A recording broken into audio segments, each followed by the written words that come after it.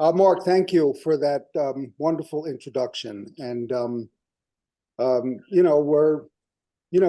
you in my figure drawing class over the summer was great fun. Mark can be um, quite challenging, ask the right questions.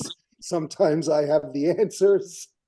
Most of the times, I'm, as Mark said, just like anybody else. We're all sort of stumbling through it. And the better you stumble, I guess the more you learn. And so I can just kind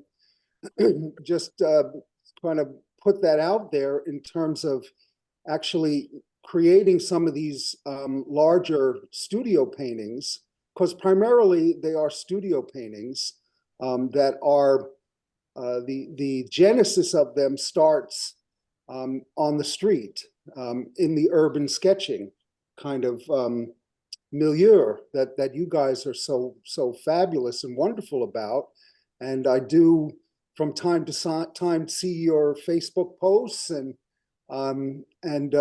if I didn't have anything else going on at the moment, I wish I had your schedule, because I would be right out there with you, urban sketching. So the genesis of a lot of these studio paintings that I do, and Mark, thank you. I'm, yes, born and raised a New York City kid on the Upper West Side, before it was the Upper West Side, when above 86th Street, back in the 60s and 70s, it was like a West Side Story a little bit, And so the city has always been very fond and close to my heart in terms of the just the array, the bounty of subject matter that that it affords you, as a New Yorker. But that doesn't mean that I don't enjoy plein air painting along the coast of Maine, or many of the places that I travel to. I'm always taking my small pochade box and trying to find the time to, get out there in the open air and record, in a sense, because I really feel like I'm a documentarian as an artist. Record the light, the moment, just the sheer brilliance of life that is displayed in front of me and in front of us all. So I'd love to talk about that painting. I think it's titled 21st and 5th. And the genesis of it started as part of a workshop that I do through the Art Students League. And I try to do it every year, although I think during COVID, we might have missed a year. But I've been doing it for probably 5 or 6 years running now. It's called New York at Night. And it's a kind of a fun class because it's one evening a week for 5 weeks. It usually takes place sometime probably late August to early October through September. And the idea came about because I just, was always went out at night since I'm a teenager, and been painting, what we used to call way back when, before the plein air explosion happened, we used to just call it, let's go paint outdoors, let's go outdoors and paint. And it really, the nudge of it and the kernel of the seed that grew in me was really planted by an amazing mentor teacher that I had in high school. And his name was Erwin Greenberg. And we called him Greenie. And it was part of the old hat club that Max Ginsberg and Erwin Greenberg started as high school teachers at the High School of Art and Design. So when Mark was talking about that fork in the road, I was really lucky to stumble upon two representational realist, schooled realist painters, and I mean really old school. I mean the lineage that comes from the late 19th century, the mannerisms and the means of working from life and painting directly, from Sargent to Zorn to the Russian realists to Sorolla. That tradition, somehow or another, through the 20th century, by hook or by crook, through the golden age of American illustrators, ended up in the soul and in the hearts of these two teachers that I had in high school. And the only reason I think they were teaching high school, and this is in the mid 70s, early 70s, was because they couldn't get arrested in the art world. Nobody was really interested in representational painting through those years, especially in the galleries and dealers and in large part, representational painting, other than it being sort of the cornerstone of American illustration, was really poo-pooed, And so I was, took a fork in the road. My mother was an amazing woman, and she was always looking to, primarily because she had 3 kids, and my father was in show business, and he was running around trying to make movies and, be in shows as an actor, director, and writer. And so she was saddled with 3 kids, and in those days, being, a kind of a beatnik and a hippie and now a mother, in the 60s and 70s, she wanted to find things for us to do so she could pursue her passions as well. So my sisters went to dance class, I went to art school, and she saw some early proclivities that we had, and she nourished it. And so I found my way through her auspices and her better judgment at the time at the High School of Art and Design. And I stumbled upon these 2 amazing high school art teachers. And so Greenie would take us outdoors when we were 14, 15, 16, right outside on 2nd Avenue, underneath the Queensboro Bridge, Sutton Place. We used to set up along the East River's edge and paint, the Queensboro Bridge. We'd walk around the city, and he would just, make us paint and draw right out in the open at an early age. So that stayed with me. Another friend of mine, another really wonderful artist. He also teaches at the Art Students League now, an artist by the name of Ricky Mujica. We grew up together in the same neighborhood. We were at high school together. And he and I used to go out quite a bit when we were really young. We didn't really know what the hell we were doing. We were just kind of messing around and stumbling and trying to find, our way. We were aware of the Hispanic Society. We were enthralled by, Soroya's murals up on 155th Street. I don't know how many of you've ever taken a trip up there, but I would really recommend you take a look at some of those Soroya paintings. We were there recently, by the way. Yep, the Visions of Spain, and as well. And I'm sure you take the time to go to wonderful, New York is full of great museums. I was just up in Boston at the Sargent Show at the Museum of Fine Arts up there.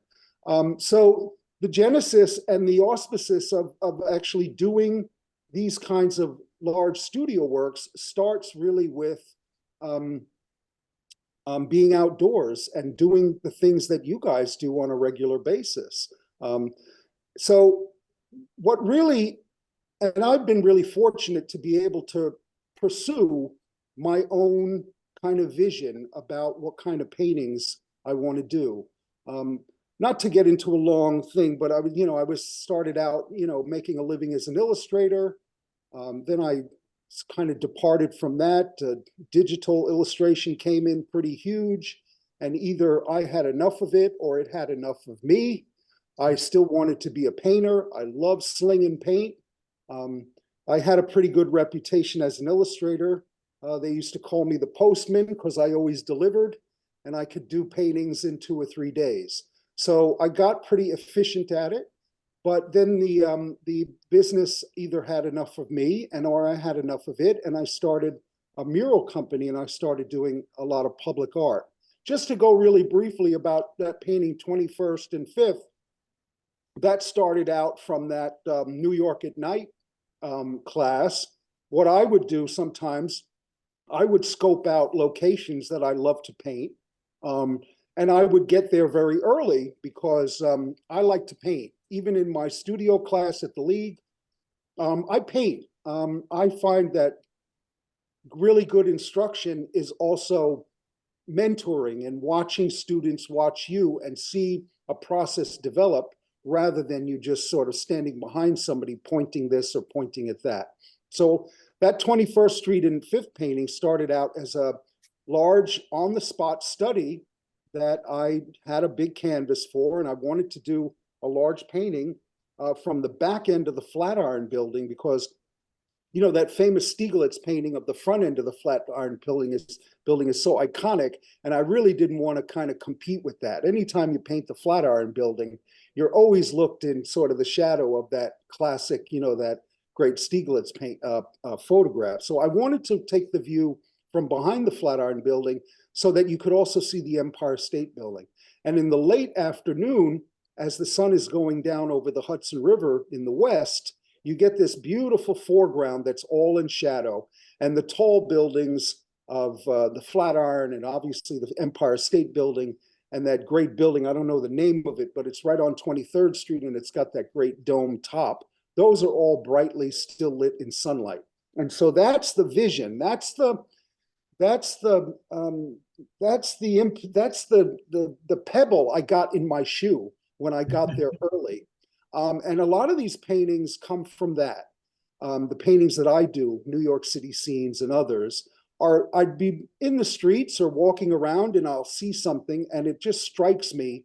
I don't know what it is. I don't know, what I'm trying to say. I don't know if I'm actually, it's just something about that moment, something about the light, something about the movement, something about the energy of that moment that just gets under my skin. And I can't stop trying to figure out how to make a painting out of it until the painting is done.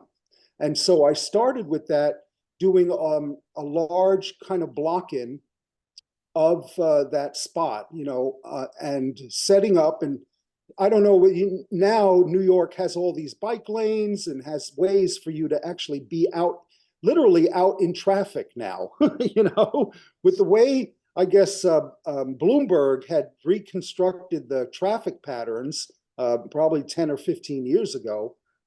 Now there are all these available, you can actually be out in the street without the cars running over you. So I was just really enthralled with this moment in time.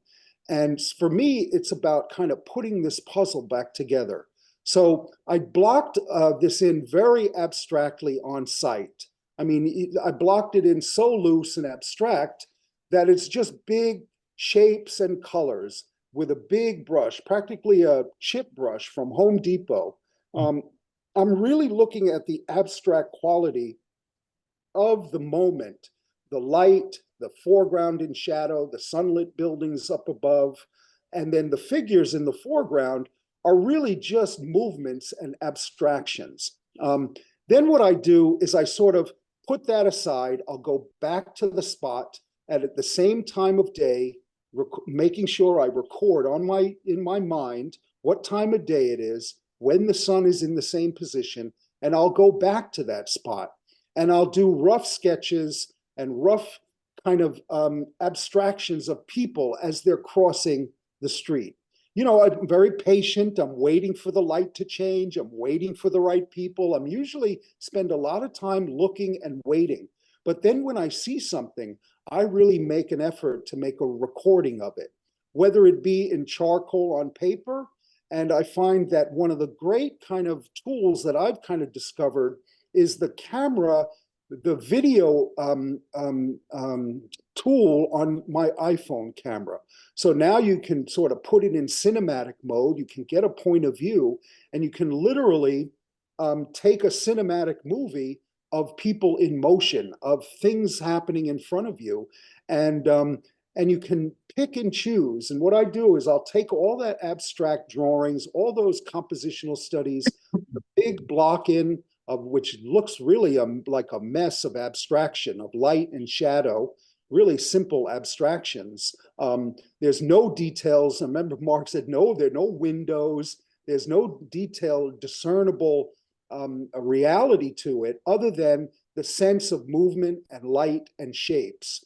And what I'll do is I'll take the sketches and I'll take all that raw material however much it is and however many trips I can really muster up my energy to go down there a few times, and record and gather information. It's really like a treasure hunt for me. I'll go down there, I'll check my watch, make sure it's the same time of day, make sure the weather conditions are the same, and I'll sit myself right in that spot again, and I'll wait for things to happen. And I'll take multiple shots with my cell phone. I'll take multiple movies, and then I come back to the studio and I'd start deciphering through all of it. And I pick and choose, because I've created an abstract rhythm already, and I pick and choose the particular individuals, the particular groupings, like those two guys, right in the middle of the composition. I'll pick that out of a movie of them crossing the street, and I'll grab a frame, out of that iPhone, a movie, and I'll put that aside, and I'll, sketch some more, and then I'll look for another grouping, and I'm putting the puzzle back together, the initial kernel of inspiration that struck me in the first place to actually go about this process to create what eventually becomes a final painting that, instructors get a great opportunity at the Art Students League. They have a revolving exhibit in their windows. And so every year or two, you're given a window for a month, and you can hang any painting you want. And this one in particular, I think I had just finished this one, and I got an email from the league, and they were like, okay, you get a window. What painting are you going to put in it? And this one was the one I put in. So I'd love to take some questions. I pulled out a few pieces in my studio. I have another camera on my iPhone here that I can walk around and show you some things, in 15 or 20 minutes or so, or whenever you want to do it. And I can take some questions right now, which would be great. You're Mark? probably going to need to unmute yourself. Are you still there? Question. Can you go back to the, wait, maybe, wait. Oh, there we go. Thank you, Mark. Awesome. I was doing that. Sorry, Darren. Oh, sorry. So please, let's have a discussion. I'd love to hear, what your experiences are outdoors, and how you're thinking about developing some of the studies that you do, or, just maybe, a lot of times I just go out in plein air and just paint outdoors, and I live up in the Hudson Valley, along the Hudson River, and, plein air and creating stuff on the spot right there and then. It's in itself standalone. It doesn't necessarily have to be, as a preliminary piece for a larger painting. So, there's a purity in that, actually, that I really admire and I really enjoy in my own work, when you just go out to capture a moment, and that's really all it is. I always found that if you gave me enough time to work on a particular urban sketch, I could ruin it. Yeah. 20 minutes, half of an hour, and I should probably start on the next thing. That's funny you say that, because I remember Max Ginsberg used to say to me, he used to like turn, be talking to me about my piece. Oh, it's really good. I love the way you block that in, and then he would turn across to, Irwin, to Greenie, and say, yeah, give him a little more time. He'll screw it up. Okay. So that wasn't original to me. No, it wasn't. That's one thing they used to joke about us all the time. You work the freshness right out of it.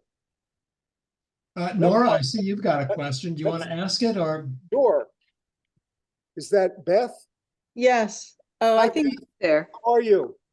Good. Well, first of all, I'd like to say I thought I recognized you, and I was in the year ahead of you at A&D. Really? I studied with Max. Oh my God. And I think you were a friend of my friend Leone's.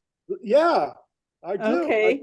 Okay. But my question actually is, that's an amazing painting that you showed us. And do you have any of the preparatory rough sketches that you could show us? I would just love to see how you block that in.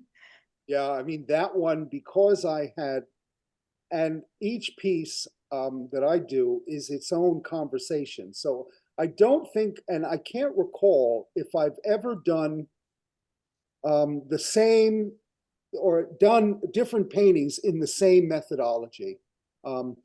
Each piece requires, very much like murals, each is very site specific. Mm. Each problem, each vision, each pebble in my shoe requires different problem solving methods. And so that's why, when I talk to students, and not that I'm talking to students here, but that's why I really stress in my classes that your drawing skills, your painting skills, your fundamentals, your sense of gesture, your sense of movement, your sense of proportion, the sense of light and, value, light to dark, warm to cool. All of these things are the things that allow you to play with a lot of different information and allow you to take sort of still photography, video sketches, and really bring that to life with those skills. There are a lot of times when I was an illustrator, and I was young and I didn't work as hard as I should have in the studio classes, and I really kicked myself because there were times where I couldn't solve certain pictorial, compositional, figurative problems, and I would really struggle at it. And so I really feel that the more kind of, they say 10,000 hours. 10,000 hours is not enough. The more you hone your skills, hone your ability, your perceptive skills, the more you're able to bring to a creative work. Now, so Beth, this one was in particular to that site. And this one, I really wanted to bring a large surface, a large linen canvas, stretched piece of canvas, set up on my big Gloucester pochade, easel, which I have. I don't know if you guys know what that is, but a Gloucester easel is, you can do a 5-6 foot size painting outdoors. And I do that quite often. I'll take large canvases and I'll paint outdoors. And this one in particular, I really wanted to block it in right there on site, as opposed to many other paintings that I do I start off with more charcoal value studies, and I work up the composition from there. And then I use more photography, or I use more video images and things like that. So the only kind of preliminary studies I have on that one don't exist anymore, because the initial preliminary study has now become the painting. And so I'm trying to do more and more of that, because I really enjoy the immediacy of what that brings to the final work. And so, it's challenging to take a 4 foot by, I think it's 3.5 feet by maybe 5 feet, surface, stretched piece of, good quality, Belgian linen, out on a Gloucester easel in the middle of Fifth Avenue. You do get a little bit of a crowd around you. And, I paint like the devil. I paint really fast. I make a big mess, on the canvas, and I start pushing and pulling things, and then I leave. It's like I'm a hitman with a paintbrush, And so I don't have much preliminary material on that one per se. But I do have some things to show. That's why I have my cell phone over here. I can walk around the studio a bit. I can change cameras, but Tell you what, take a few more. Go ahead, Mark. While you're changing locations, I can share something. Several of you might have actually met Garin. He was painting with us when we went to the New York Botanic Gardens. He mentioned this Gloucester easel. He had that Gloucester easel. No, that one I didn't have the Gloucester. I had my my open box M on that trip, which Garin, if your open box M is something that you could paint in a hurricane, then we're talking about the same thing. Otherwise, you had the Gloucester easel with you that day. Okay, I know. It was a big ass easel. Well, I mean, I take it, all with me all over, but most of the time when I'm doing, a study like this or just a plein air moment, and Jim Gurney organizes the botanical garden thing. Right. It's great, and I usually I just have well, I have 2 or 3 different sizes, but I think this was one of the open box M's that I have. Sorry to say that that company is hard to find, hard to get them anymore, but I'm fortunate enough to have 2 or 3 different sizes. I actually love the open box, but I think that, Mark, I'm sorry to disagree with you. I apologize, Could but I be. think that's what I had on that day. I But will point out that the tape is still on the yeah, I mean, I'm not, I tape the portrait linen. I use a Belgian portrait linen. Clausen's 13 or 12 or 13 is yeah. double oil primed portrait linen, and I tape it to a board because I find over the years I just accumulate so many of these studies, so many of these plein air studies, that if I would have stretched canvas, they would all start growing off the walls, and before you know it, I'd have only little pathways to walk through my studio. So this way, I take it off the board, I take the tape off, and I throw it in a flat file, and and I can save space that way. So, and it's actually a very efficient way to work, I find. That seems so. Yeah. And You were going to show us some preliminary work to sure. So paintings? it might take me a bit. Let me just Okay. turn this camera on, All righty. and I have to change the audio. So I think you can. Let me just do one thing because I'm getting feedback. So just give me 1 second. When we were testing, the feedback stabilized quickly and went away. Okay, so I'm gonna mute.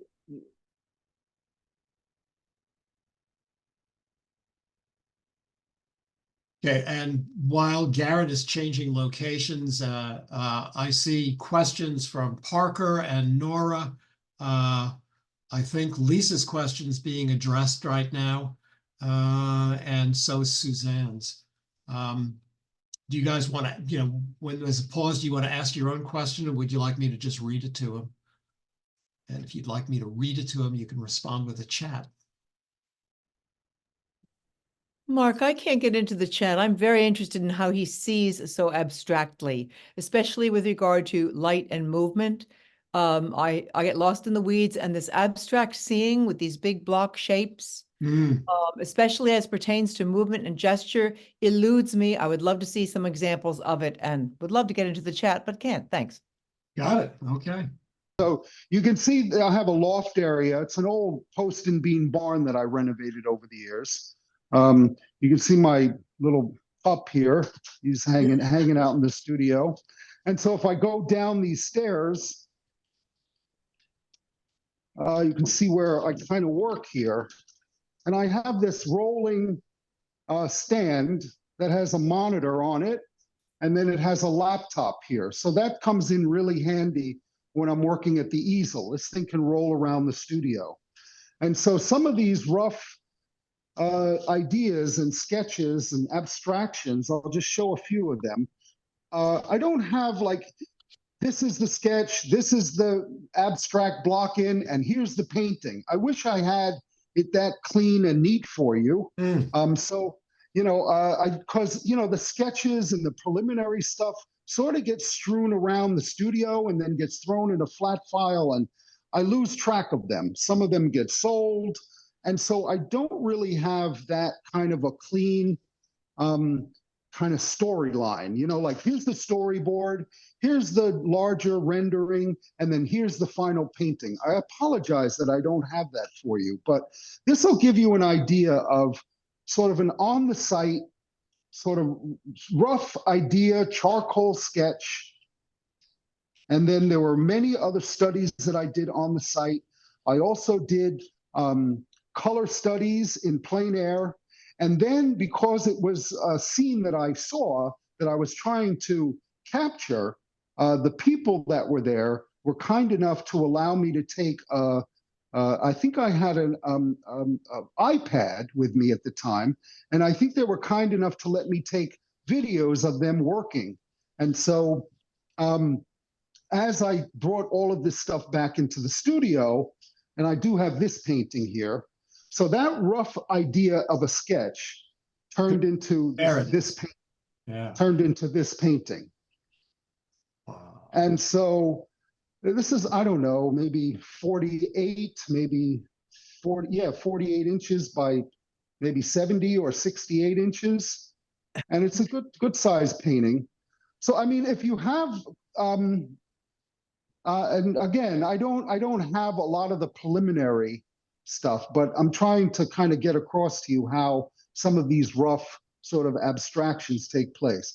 Now, this one, this large canvas, I didn't start on site. This one was the genesis from the preliminary color studies, that sketch you saw, and then an iPad movies of them actually working. So it's a mother and a father and their two daughters. And this is along the coast of Maine.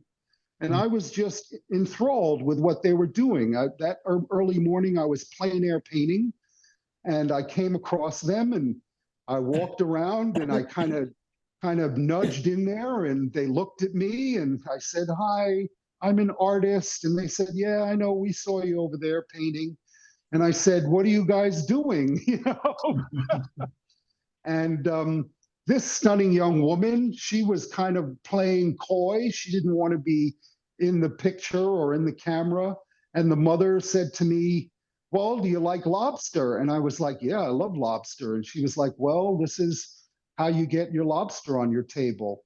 We salt the herring, we put it in that cold house in these barrels, and then the lobster fishermen come in the morning and they take their lobster bait, which is salted herring, and that's how they catch lobster." And so I was just really captivated by this whole scene, you know, the barrels, on the dock by the water, you know, the light of the day. It was just really spectacular. And she was just stunning, this girl. And I thought, wow, what a heroic kind of, you know, this is farm to table, man. This is how we get our sustenance, by the solid and honest hard work of just amazing people out there. So I'll show you another few sketches. Just go back over here, sorry. Let's see. I don't have these in any particular order. This is a painting that started on Times Square. Ooh. Sorry about the shadow. I'll try not to have too much shadow going on. So this was right in the middle of the street. I started sketching away, and you can see how abstract these things start. Maybe this gives you a little bit of an indication how some of these compositions develop. They develop very organically, very shapes and values and tones.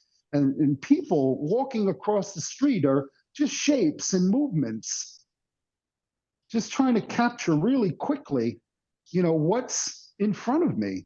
Yeah. Liquid fast. I mean, you know, this is not something that I'm spending a lot of time on. I think I have another one. Yeah, is this one? No, not this one. Sorry. They're not in any particular order. Here's a really rough one. The first one I started with was this.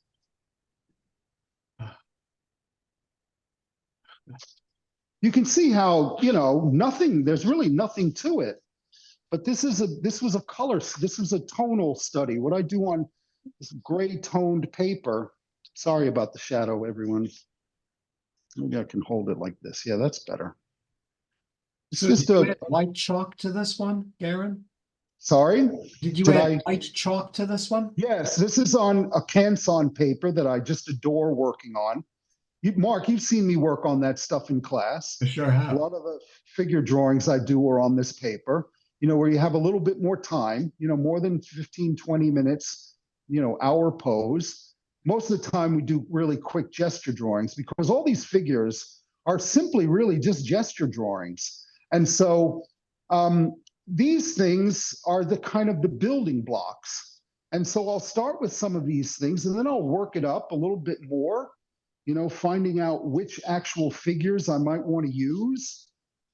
And then eventually it'll become, I'll just swing over here real quickly. Eventually it'll become, a studio painting. Wow.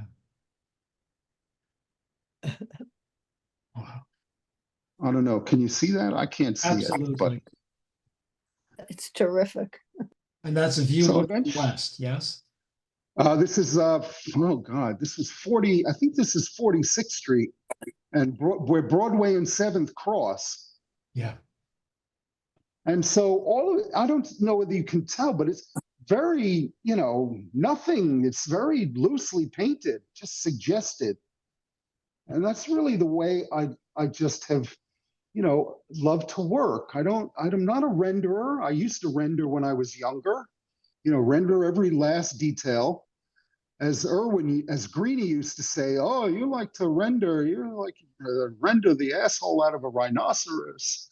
And we used to joke around with us about that. But you can see that a lot of this painting, a lot of this stuff is very suggestive, very impressionistic, very loose.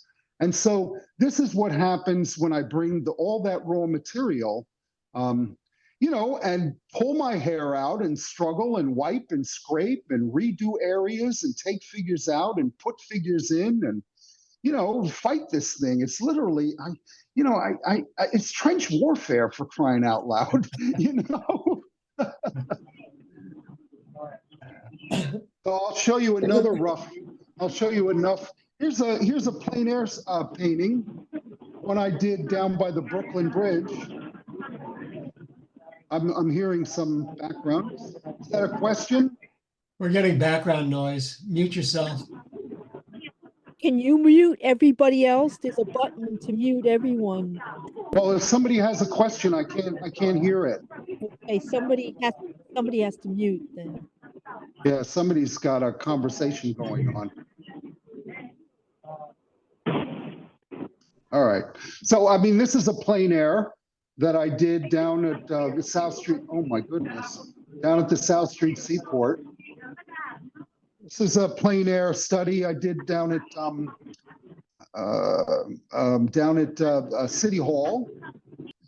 So here's some block-ins that I did at my recent New York at Night. Now this is not finished. This is basically maybe hour and a half block-in, maybe 2 hours at the most. The light at night doesn't change that much. During the day, I blocked this one in. And these I'll finish in the studio. So maybe you can get an idea if I zoom in a little closer as to the idea of abstraction that I'm talking about. It's very indescript. You really can't make out very much other than just markings and lights and shapes and, warms and cools. And then it depends on how far back in the studio I want to resolve things. So I'll show you another study. Hey, Garin, you used the Yeah. word rendering before, and it sounded like the meaning of that word for you is adding lots of details. Is that what you mean when you say rendering? Well, when I was younger, I used to really paint way too tight. I used to, paint it almost photographic, and I would really hate it. I used to really, it would displease me. It would frustrate me that I couldn't keep it. It would lose the freshness and the vitality of the spontaneity of it when I would bring things back in the studio and try to finish them or resolve them. And I worked and worked. I'm still working at it, Mark. I'm still working at it, trying to figure out how to keep it full of life and full of, spirit, because it's not necessarily, yes, I'm a realist painter, but I'm after a realism that is deeper than what the eye can see, And so it's still the kind of thing that bothers the hell out of me about my work. And some of those things I'm more successful than others in terms of some of the finished quality of some of my paintings. This one was an initial sketch I did. This is about maybe 5 or 6 years ago. I was doing a New York at night. We were over in Brooklyn, and I came across this scene as I drove across the Brooklyn Bridge. Sorry about the shadow. Came across the Brooklyn Bridge. This was on the Bowery. Oh no, I came across the Manhattan Bridge. I turned up the Bowery, heading north, up along the Bowery, heads up north to Houston Street. And I came across these guys, this road crew working at night. And I was just awestruck by it. They literally had lit up the whole block with their heavy equipment and their big lights. And there were about 15 or 20 guys, and it was about 1 or 2 o'clock in the morning. And they were at work, and it was as though it was daytime on this one corner, and they were basically had taken over this, one corner. And I went back several times. I talked to the foreman. Actually, the foreman was very curious as to why I was hanging out there so long, And then I had my camera with me on another night, and I was take videos. And this was after 9/11, and he walked up to me and he's kind of confronted me. He's like, "What the hell do you think you're doing?" And I was like, "Well, I'm an artist." And I showed him, my website, and he was like, "Oh, I see." And I said, "Do you mind if I hang out here?" And he was like, "No, go right ahead." But it was very interesting that, I was like, documenting. I was like a journalist in a sense, getting the facts that I needed. And then this one eventually, over more sketches and more studies, and then brought, all of this stuff back into my studio.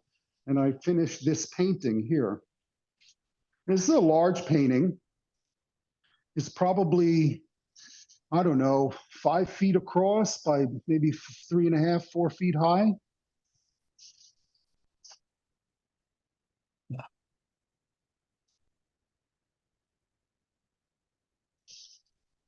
I just was, just awestruck by the light, the shadows on this building, the heavy equipment. It was just a real New York moment, And then in the distance, the Empire State Building and the buildings in Midtown, and I just was enthralled with it. I don't know why, Mark. I really don't know why it struck me as something so compelling.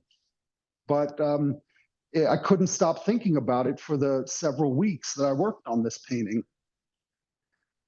And I don't know if Part you of it can might see, be but that the thing is lit the way you would if you were doing a film or something. yeah, it was like like you came upon an opera. You came upon a lit up Broadway stage, and these were the performers, and it was just amazing. That's why I wanted to keep the foreground very nondescript, and almost you can't see into the darkness of the foreground, and I really wanted to play up the shadows on the buildings and also the warm and cools. I loved the way that inside archway was lit up pink. So those are the things that just kind of get under my skin in a sense, It's quintessential New York City. Yeah, really, that's right. The city that never sleeps. The Absolutely. city that never sleeps. Yeah. Quintessential. Yeah. Hey, Garin, I'll show. Yes. Before we get too far from it, Phil McDonald has asked, why do you prefer gray tone paper? Because in figure drawing, it goes back to let me just what the hell? Let's show a couple of figure drawings. We're right in front of it. So in figure drawing, back in the French Academy, it was a very efficient way. Well, you can see I've got tons of them. It was a very efficient way to study the figure, to use black and white charcoal. Wait, let me turn around, not so bad the shadow. So it was a way to use black and white charcoal very quickly to establish, shapes and obviously lights and shadows, and establish a real sense of form very quickly. Proudhon used it, Angler used it. Many of the incredibly trained artists of the French Academy loved to work on toned paper. And so it's one of the things that I really enjoyed, mainly because of its quickness. You can really, these figure studies here are like 5 minutes. Mm. You know, some of them are even shorter than that. They're very quick studies. And I really recommend it. And if anyone really wants to up their technique, their skills, their understanding of light and shadow and form in space, there's no better way. I mean, how many times have I said that, Mark, in drawing class? You know, to get yourself in front of a model, light it with a spotlight and go at it. 2-minute poses, 5-minute poses. Here's like a 5-minute pose. You know, understanding gesture, movement, rhythm. You know, there's nothing better than that. And then obviously when you get a chance to do longer poses, so I would really recommend, you know, not just, you know, for, you know, your plein air work, your urban sketching, you know, that you know, regularly attend, you know, a life drawing class. I can't tell you how in 6 months, a year's time, your perception about what you're seeing outdoors, buildings, shapes, people, lights, and shadows will be incredibly improved, will be immensely enhanced by drawing from life, by drawing the figure on a regular basis. I can't stress it enough. But I mean, you can see I literally have, you know, I mean, you go on and on. I have thousands of these things. Hey, You know, they're just, Garin, I'm going to there's take you in a there's- different direction. We've got a question from, there's stacks of them. Go ahead, Mark. Sorry. we got a question from Parker, who, when you were talking about your mural work, logged in this question. Talk a little bit more about your mural work. How do you obtain commissions? Do you have apprentices helping with the execution? I guess it's a question about the mechanic. Oh, there's Regina. About the mechanics Well, of, there's actually on my murals. Okay, so let me, because I might have to sit down to do that. So let me just finish up down here and I can go back Fair to the enough. other computer. Because, you know, it's not something I can give you a sound bite on. I mean, I love murals. I did murals for, you know, better part of, you know, 15 years of my life.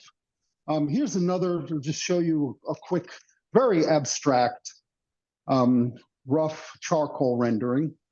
So this is what I was talking about. These paintings start off rather graphically, rather abstractly. One of my favorite artists, and now this will probably dovetail very, you know, into the mural talk, is an artist by the name of Frank Brangwyn. And if you don't know who Frank Brangwyn is, you really should Google him and look him up, because Brangwyn was one of the great designers and muralists of the early part of the 20th century. In fact, I don't know how many of you know who Dean Cornwall is, but he was a very famous American illustrator. And he literally left a flourishing illustration career to go study with Frank Brangwyn.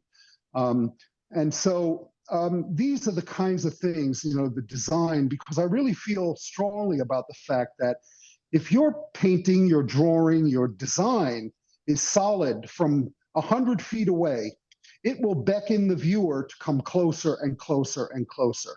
If your design and your impact of your lights and your darks and your arrangement of forms are not compelling from 100 or 50 feet away, you won't get the viewers to really come closer and closer and closer to examine it and really enjoy, the piece itself, to see the details, to see, how you rendered one area or the faces or whatever. So I really am very passionate about the fact that design, composition, and understanding how to create interesting abstractions so that your pieces hold together from far away as well as, from 5 or 2 feet or 2 inches, from the surface.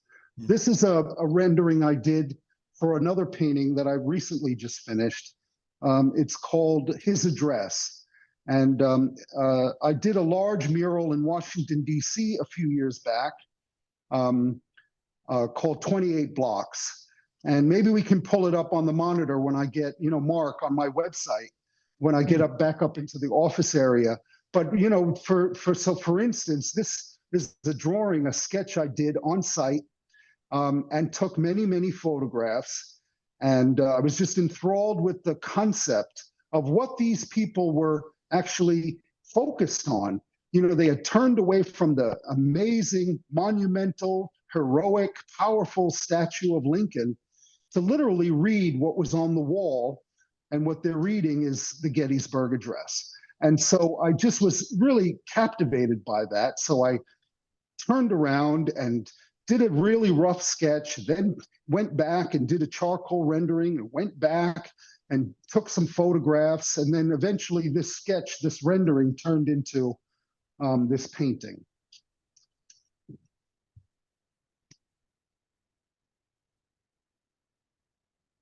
I'm looking on your website right now for that painting. No, this painting? Yeah. No, we're going to talk about the mural. Okay, It's called 28 Blocks. It's under public art. got it. Okay. I wasn't even looking at the screen. I was busy looking for it online. Sorry. Oh, Gotcha. so you can see a lot of this is handled, you know, loosely and big brush strokes. It's not, you know, that rendered at all. But, you know, from a few feet away, the design of it, the columns, the lights and shadows, hopefully, you know, it's compelling enough to draw the viewer to come and really take a look at it and, you know, and feel what, you know, what this place and the Gettysburg Address is really, you know, all about in a sense. All right, Mark, I'm going to walk upstairs. Okay, and while he's And doing then- that, Nancy, you had a question about the artist Richard Estes? Yeah, yes. Richard realist? Estes was a realist in the 70s, but Yes. his, Oh, Richard, Yes. Richard was what they call a photorealist. right, So he would literally, and I've met him and seen a lot of his paintings, admired his work, and I really credit Richard Estes in a sense, you know, when in the business, you know, the art business, just really quickly, when the galleries, because you know, in the early days when I had a lot of plein air studies and I had a lot of figure renderings and I had a few street scenes and stuff like that, I would take them to the galleries down in Soho, because now it's, you know, Chelsea and, you know, and, you know, Brooklyn, you know, Dumbo. And, you know, now the galleries in all different places. But when I was younger, it was primarily Soho. And I would take my work down to, and I would look at Richard Estes and I would take my work to a few galleries and they'd look at me and go, you know, I worked primarily from life, you know, from, you know, live models and painted outdoors. And they would look at my work and they'd go, oh, wow, you're like a photorealist. And I'd be like, what's that? So I kind of really investigated and looked into Richard Estes. And what Richard Estes does, and he's amazing when you see his paintings, he takes a photograph, you know, really incredible quality, high resolution, really clear, Ektachrome he shot in Ektachrome slides all the time. And he would blow those up and really literally paint piece by piece by piece. So he wasn't, in a sense, a draftsman or a figure painter or a plein air painter. He was seriously and passionately and literally trying to copy the exact shape that was in the photograph, in one color shape up against another color shape and another shape and a shape and a shape. Before you know it, it literally looks, you know, when you see the paintings, like, wow, that looks like a photo, you know? And that was, I really credit him with turning people's perception back towards the representational, back towards images that looked like something, as opposed to, you know, Rothko or Jackson Pollock or even Andy Warhol or something, you know, where the entire, you know, kind of sensibility at that time was sort of, oh, if you painted things that looked realistic, they were like, oh, you're like an illustrator. Great. What's the big deal, you know? And so it was very, you know, Richard Estes, I'm glad you brought him up because, you know, when you really, I mean, when you look at those paintings, and there's probably a couple in of his paintings in oh God, what's that? It used to be on Madison Avenue. Now it's down in the 30s, the Whitney Museum. And so when you see the paintings, go up close and look at how he actually painted them. They're pretty phenomenal. They're really incredible. There's a whole bunch of sort of movement of photorealism that is really is trying to actually, in a sense, create, in a sense, what the camera does, how the camera sort of freezes, that moment in reality. Go ahead, Nancy. Thank you.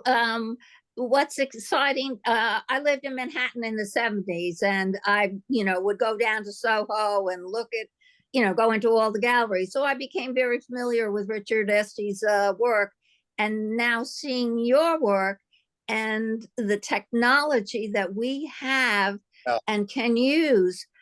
I mean, immediately the word static came to my mind to describe Richard Estes' work. Right. And your work is, has so much energy and is alive. Well, thank you. I mean, don't get me wrong. I love, looking at Richard Estes' paintings. I, would marvel at it. But I was like, it speaks to me on a technical level, but it doesn't speak to me on a visceral, heart, soulful level, But I would just say, I would marvel at his technique. I think, where I'm coming from, representational or realism, that word realism is such a funny word these days. They throw it around a lot. And I sort of go back to the genesis of what that word was invented for. And the realist painters, realism, the movement of realism started by Courbet, started by, Manet, started by many artists that were trying to break free of the rigidity of the French Academy and the formal system of the salons that basically made art careers back in the early, the 1840s, 1850s, 1830s. And really the realist painters were interested in something else. They weren't interested in aggrandizing heavy, high society, because that's really how you made your mark, as a representational painter back then. Romanticism and idealism and all of the things that the French Academy was pushing was in order for artists to show in the salons, get court commissions, and then they built their careers that way. And it was very radical at that time for a handful of artists. The refuse, I think there's a French term for it, they were like refuser déserté, something. They refused to participate in that. And Courbet and Monet, and even then later on, even artists like, Soroy, other artists sort of wanted to make their mark and paint what they meant real life. It wasn't that they were painting real images or things that look real. They wanted to paint things that they saw in real life. Now, a lot of people, like, they'll criticize even, like, say, Max Ginsburg and say, oh, you're interested in just the downtrodden or the, making a political statement. And they call it social realism. And they, kind of put it down for that fact, but I think realism today, for me, has to do with all life, really being honest about the way you depict objective reality in front of you in order to get something inside of you, something you have a point of view about that you're interested in expressing, something about your own life, telling your story through that form of realism is something that I think is very compelling today. Now, a lot of people, realism now, they use it for anything, just anything that looks realistic, or, a still life. Oh, that's realism, or, they'll paint, because there's tons and tons of wonderful artists, young artists today. I mean, Instagram is full of it. They paint very select views, a beautiful woman sitting by a stream, and how many beautiful paintings of beautiful women sitting by a stream do we need? It's kind of like, is that realism? I don't know. I've walked a few streams. I've never seen a naked woman, it perfectly posed in front of a stream as I'm walking by. So is that really realism? Or is it ways to be, more commercial and be acceptable by a certain, gallery or a certain, kind of market out there? So there's a lot of complexity going on today, and Hey, Garin. yes, sorry, Mark, I don't mean to go on and on. No, I'm shocked to look at the time and realize we've gone well, if you can over just pull our up, limit here. if you can just pull up, maybe we can just share my website really quickly, and I'll talk about murals as you show, and I can direct you through it. Absolutely. Give me one second. I will have that up. So who, I'm sorry, what name, who asked that question about the murals? Parker did. Hey, Parker, how are you? Parker, you still there? Yeah, he's unmuting Well, himself. now I'm not mute. Great.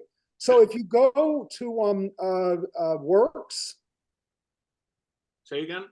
I'm sorry, I'm telling Mark, if you go to Works, see you bring your Done. arrow. Now go to Public Art Murals. And so this one on the top, it's called 28 Blocks. This is in Washington, D.C. You can see Wow. there's a detail of me Wow. working on it, working on it in the studio of Lincoln's head there. And then there's us installing it, the second picture to the right on the top bar. And then there's the entire image of the mural on the far right. And so it takes a couple of seconds to load, but you can pick out anyone. There you go. You can even zoom in on it if you want. But this one was a large public art project. It's 68, 65 or 68 feet high by 160 feet long. So it's literally a block long. And this was painted in 122 sections in my studio. And then we basically installed it. The sections were painted on a polytab cloth that we gessoed. And if you go back out, Mark, if you go to this thing called press, you see that thing 2 stops to the left, to the right, you'll see a video. You can play this video.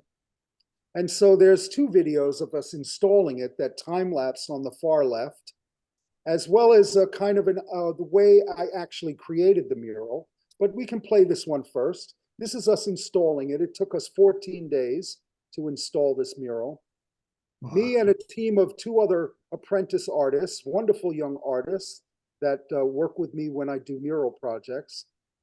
And I've done quite a few all over, the United States and a couple in Europe. And actually, I'm doing less and less of them because I'm getting a little old in the tooth, and I actually want to do more and more of my own painting. You can go back out, and then you can pull up this mural. It's called 28 Blocks.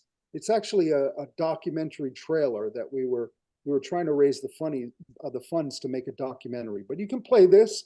You can enlarge it on the screen. And I think it's the sound, if you can, I don't know if you can hear it, but. So this is, I'll just narrate it. This is me, this is kind of the genesis of the mural. This is me painting the sections in the studio. Okay, so who built that? Who made that? Oh, there you go. And I don't mean the memorial, I mean the statue, because I think the statue is really the most compelling part of the Lincoln Memorial experience.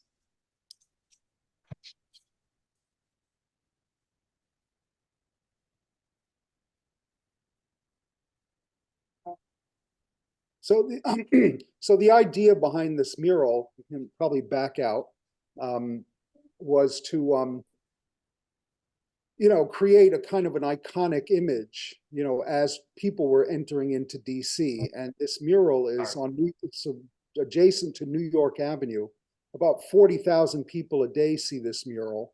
And traveling on Amtrak or coming off the Washington-Baltimore Parkway. And so by using the iconic image of the Lincoln, statue, it really, I kind of wanted to tell a really interesting story that many Americans aren't aware of, that this statue, designed by Daniel Chester French, whose studio is right adjacent to Norman Rockwell's studio in Stockbridge, Mass. You can actually visit Daniel Chester French's studio. And he was commissioned by Bacon, and it took almost 40 years to build the Lincoln Memorial after the Civil War. But the reason I titled it 28 Blocks was because the marble blocks were blown and carved out of a mountainside in Northwest Georgia in about 1917, 1918, and was designed, the mural, by Daniel Chester French in around 1916. And the workers that were primarily responsible for creating these 28 blocks blowing these blocks and carving it out of the mountainside were the second generation of free African Americans after the Civil War. A lot of people don't realize that. And then the blocks themselves, the 28 blocks that went into the carving of the Lincoln Memorial statue, were then put on rail cars and shipped to the South Bronx. Does anyone know that? So in the South Bronx, there was a huge studio that were of marble carvers, very famous in the early part of this century, called the Piccirilli brothers. They carved the lions in front of the library. They carved the Washington Monument down in Washington Square Park, the Customs House down in near Battery Park, in Lower Manhattan. But they basically took Daniel Chester French's maquette, and out of these 28 blocks, they carved the Piccirilli brothers. They were 5 brothers, Italian immigrants, that carved the Lincoln Memorial statue. And I just thought that story needed to be told, because a lot of people, the men that built America, the Vanderbilts and the Rockefellers and the Carnegie Mellons, and, but I kind of wanted to tell the story about, the people that really built America. Slaves and immigrants built this country. So, that's kind of when you see the mural, the lower portion of it, not just the Lincoln statue at the top, which is really meant for the people on the train that are traveling by. But if you walk the mural and see the story below, that's the story that the mural tells. And so your process for the mural, though, is you're creating it in the studio and then applying it onto a vertical surface, and you're touching it up at the end there, right? Yes. So I did many murals. I had a good, solid, long mural career. I haven't been pursuing it since COVID, really.